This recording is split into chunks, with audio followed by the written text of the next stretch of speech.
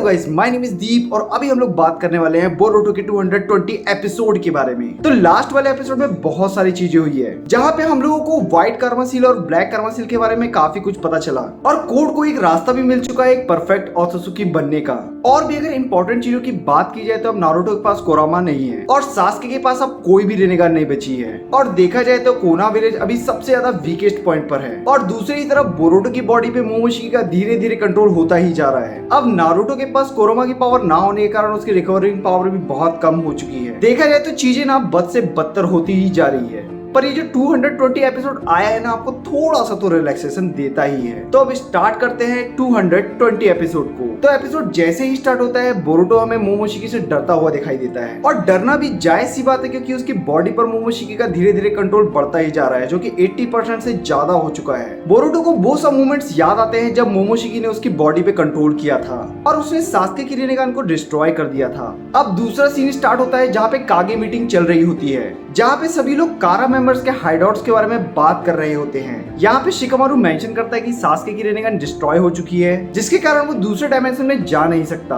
और जैसा हम सभी लोगों को पता है कि टेंटेल वहीं पर है और टेंटेल की बातें सुनते ही गारा थोड़ा डर सा जाता है और बोलता है कि क्या हमें फिर उस मॉन्स्टर से फाइट करना होगा। तो यहाँ पे नारुतो का आंसर होता है इन वर्स्ट केस हाँ। तो यहाँ पे नारुतो चीजें एक्सप्लेन करते हुए बताता है कि इस बार मुद्दा कुछ और है। इस बार उन लोगों का मेन एम है चाक्रा फ्रूट को ऑब्टेन करना। यहाँ पे सभी लोग बोलते हैं कि इशिकी तो डिफीट हो चुका है, फिर डरने की क्या बात है। फिर यहाँ पे मेंशन होता है कोड का नाम और नारुतो फिर उसके पावर्स के बारे में एक्सप्लेन करता है। आप लोगों को अगर कोड्स की पावर्स के बारे में जानना है तो आप मेरी पुरानी वीडियो में जा सकते हैं, मैंने वहां पे डिटेल में बताया है। तो आने वाले टाइम में फाइनली कोड शिनोबी वर्ल्ड के बिंगो बुक में आने वाला है। और अब आगे बात आती है कि अमाडो के ऊपर ट्रस्ट करना चाहिए कि नहीं। वेल यहाँ पे नारुतो बोलता है कि मुझे अमाडो के ऊपर 100% ट्रस्ट तो नहीं है, बट अमाडो ने सही टाइम पे अगर विलेज की हेल्प नहीं करी होती तो ये विलेज नहीं होता। बाकी हम सभी लोगों को पता है कि अगर इशिकी जिंदा होता तो क्या होता आगे, ना ही कोना विलेज होता ना ही कागे की वो विलेजेस। अब आगे बोरुटो की बात स्टार्ट होती है जहाँ पे उसके कारमा के बारे में बात की जाती है। यहाँ पे गारा नारुतो को बोलता है अगर बोरुटो के ऊपर मोमोशिकी का पूरा कंट्रोल हो जाता है तो वो क्या करेगा, क्या वो टेक डाउन करेगा अपने खुद के सन को।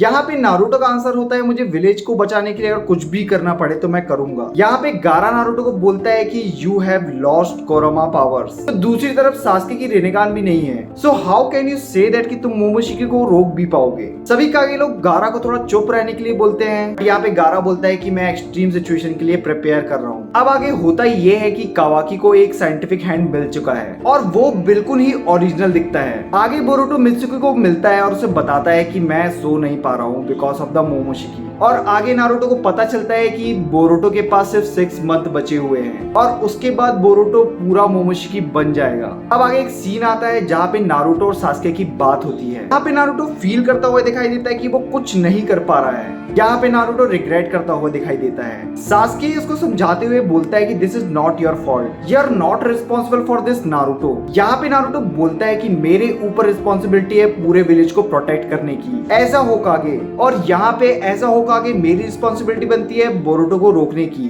तो जैसा सभी लोगों को पता है अगर बोरुटो 100% मोमोशिकी में कन्वर्ट हो जाता है सबसे बड़ी थ्रेट बोरुटो ही होगा और उसको रोकने के लिए सामने नारुतो ही होने वाला है। और एक फादर और सन के बीच में फाइट होना आप सोच सकते हो कितनी डेलीकेट हो सकती है। यहाँ पे नारुतो मेंशन करता है कि मैं उसका फादर भी हूँ और ये कितना ज्यादा टफ होने वाला है। यहाँ पे सास्के नारुतो को बोलता है कि मैंने बोरुटो के साथ एक प्रॉमिस किया था, अगर कारमा कंट्रोल कर लेता है पूरा बोरुटो के ऊपर तो उसको रोकने के लिए जो भी हो सके वो करेगा, चाहे उसको मारना पड़े, बट मैं ऐसा नहीं कर पाऊंगा। यहाँ पे नारुतो और सास्के के बीच में मामला बहुत ज्यादा इमोशनल हो जाता है, जहाँ पे सास्के नारुतो रियलिटी में रहने के लिए बात करता है। वेल देखा जाए तो नारुतो यहाँ पे पूरी तरह से ब्रेक हो चुका है, उसमें उसकी कोई गलती भी नहीं है। उसका सन बोरुटो कारमा से जूझ रहा है, उसके विलेज के ऊपर कारा की थ्रेट बनी हुई है और सबसे बड़ा पेन कोरोमा का जाना, और उसके बीच में भी उसको विलेज को भी प्रोटेक्ट करना है। वेल फाइनली नारुतो बोरुटो से मिलता है और उसको बताता है कि you have only 6 month left. Well ये जो पार्ट होता है ना, ये बहुत ही ज्यादा इमोशनल होता है, जहाँ पे नारुतो बोरुटो से बोलता है कि उसके पास अब कोरोमा नहीं है और वैसे ही उसके पास पावर्स भी नहीं बची है अब, तो मैं वैसे फाइट तो नहीं कर पाऊंगा जैसे मैं पहले किया करता था। तो थोड़ा फनी में बोलता है कि मेरी रेपुटेशन रून हो जाएगी एज अ होकागे, पर क्या हुआ, मैंने कोरोमा की पावर को खो दिया और अगर चाहे तो होकागे की रेपुटेशन भी रून हो जाए, I am still your father. और एक फादर अपने चाइल्ड के सेक के लिए कुछ भी कर सकता है। A parent can call fourth amazing power. यहाँ पे नारुतो बोरुतो से बोलता है कि डरने की बात नहीं है, जब तक मैं हूँ तुमको कुछ नहीं हो सकता। इवन इसके लिए मुझे अपनी लाइफ भी सेक्रीफाइस करना पड़े तो मैं करूंगा।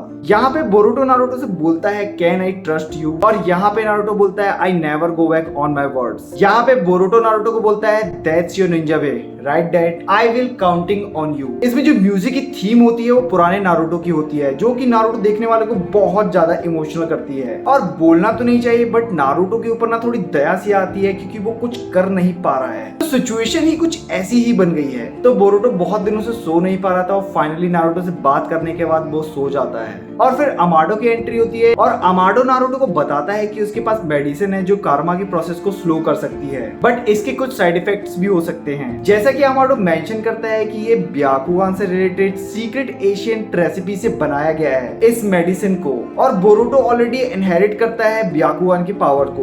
उसका साइड इफेक्ट तो हो ही सकता है, बट मेडिसिन लेने के अलावा चारा भी क्या बचा है। वेल नारुतो अमाडो से बोलता है कि तुम मेरे लिए ये सब क्यों कर रहे हो। तो अमाडो नारुतो को बताता है कि उसकी भी एक डॉटर थी जो कि 12 इयर्स पहले मर चुकी है। मैं बहुत अच्छे से समझ सकता हूँ कि एक चाइल्ड को खोने का पेन क्या होता है। अब आगे बोरुतो वो मेडिसिन लेता है और सब कुछ नॉर्मल सा हो जाता है, और आगे बात होती है चुनिन एग्जाम को फिर से स्टार्ट करने की, और नेक्स्ट एपिसोड में इसकी प्रोसेस स्टार्ट होते हुए हमें दिखाई देती है। सो गाइस, आपको वीडियो पसंद आया होगा, अगर पसंद आया तो चैनल को सब्सक्राइब करना बिल्कुल भी मत भूलना ऐसी अपडेट रहने के लिए, और बताइएगा कमेंट सेक्शन में ये वीडियो आपको कैसी लगी। और अगर आपको एनिमे कंटेंट अच्छा लगता है आप मेरे इंस्टाग्राम को फॉलो कर सकते हो, जिसमें मैं डेली बेस पे कंटेंट डालता हूँ। अब मिलते हैं नेक्स्ट वीडियो में, तब तक के लिए बाय।